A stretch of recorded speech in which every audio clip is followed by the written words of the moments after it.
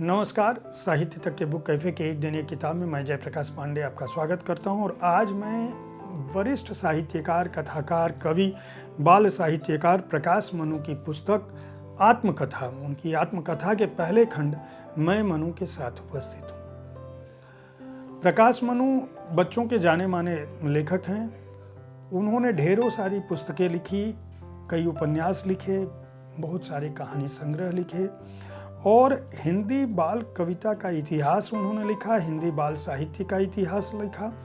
यह जो दिल्ली है, कथा सर्कस, पापा के जाने के बाद, कविता संग्रह छूटता हुआ घर के लिए गिरजा कुमार माथुर स्मृति पुरस्कार पा चुके हैं। साहित्य अकादमी एक था ठुनठुनिया के लिए उनको मिल चुका है बाल साहित्य पुरस्कार, और हिंदी अकादमी के साहित्यकार सम्मान से भी सम्मानित है।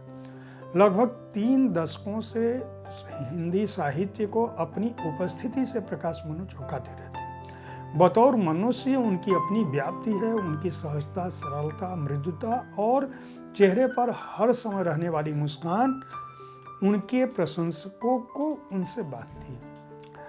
अपनी बातों को इतना व्यापक संदर्भ, व्यापक दृष्टि और प्रचुर मात्रा में शब्दों के साथ परोसना प्रकाश मनु की खासियत है।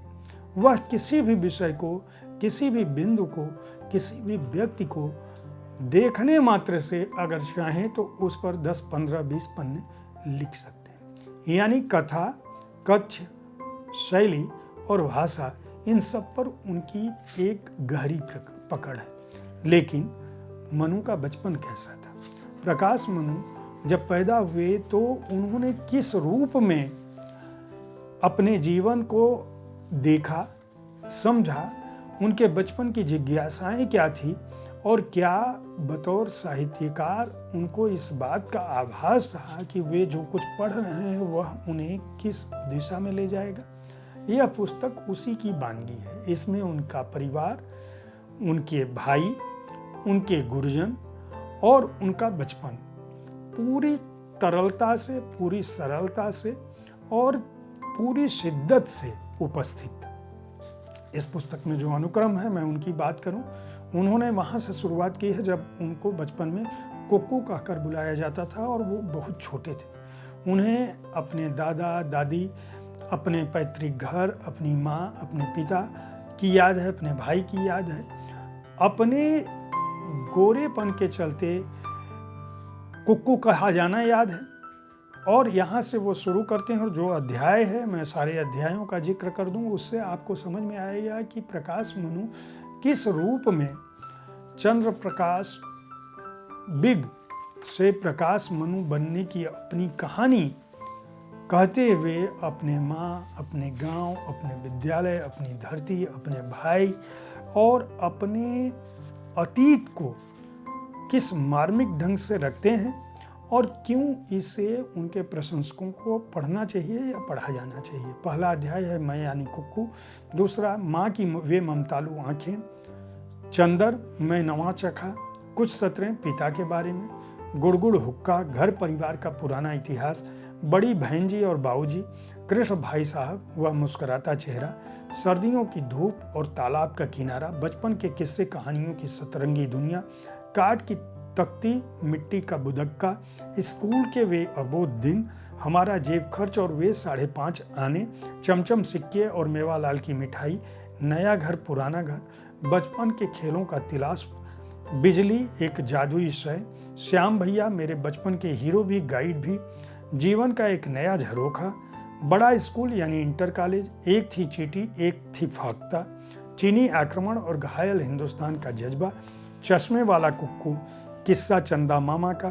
आते जाते मौसम और त्योहारों की धूम। मेरे अध्यापक जिन्होंने मेरी आंखों को रोशनी दी, जिन्होंने खुद दिया बनकर राह दिखाई। अलविदा किशोरावस्था, एक नई उड़ान से पहले वह तरुणाई की कुछ हलचल सी जब मैं घर से भागा था, मगर जाना कहाँ है। इतने अध्यायों में यानी 32 अध्यायों में उन्होंने अपनी बात को समेटा है। उन्होंने इसमें यह भी लिखा है कि मेरी कहानी कुछ भूली, कुछ भटकी सी। उनका कहना है कि मुझे इसका शीर्षक नहीं मिल रहा था और मुझे लगा कि कुछ भूली, कुछ भटकी सी, यही मेरी ज़िंदगी है। लोग मुझसे पूछते हैं कि रात दिन बस साहित्य साहित्य करते रहते हो, आखिर साहित्यकार तुम बने क्यों और कैसे तुम्हारा शब्दों से नाता हुआ। उनका कहना है कि अगर मैं लेखक नहीं हो सकता तो कुछ भी नहीं हो सकता, इसीलिए मैं लेखक बना। प्रकाश मनु के जीवन को समझने के लिए, हालांकि उनकी आत्मकथा 3 खंडों में आएगी, यह पहला खंड है, लेकिन एक साहित्यकार की निर्मित को समझने के लिए इस पुस्तक को खरीद कर पढ़ा जा सकता है। इस पुस्तक को श्वेत वर्णा प्रकाशन ने छापा है। 320 पृष्ठ संख्या है और मूल्य है 399 रुपये। उम्मीद है साहित्य तक का यह एपिसोड आपको पसंद आया होगा। इस कार्यक्रम में आप किस तरह की पुस्तकों की चर्चा चाहते हैं, इसके बारे में अपनी राय से हमें जरूर अवगत कराएं।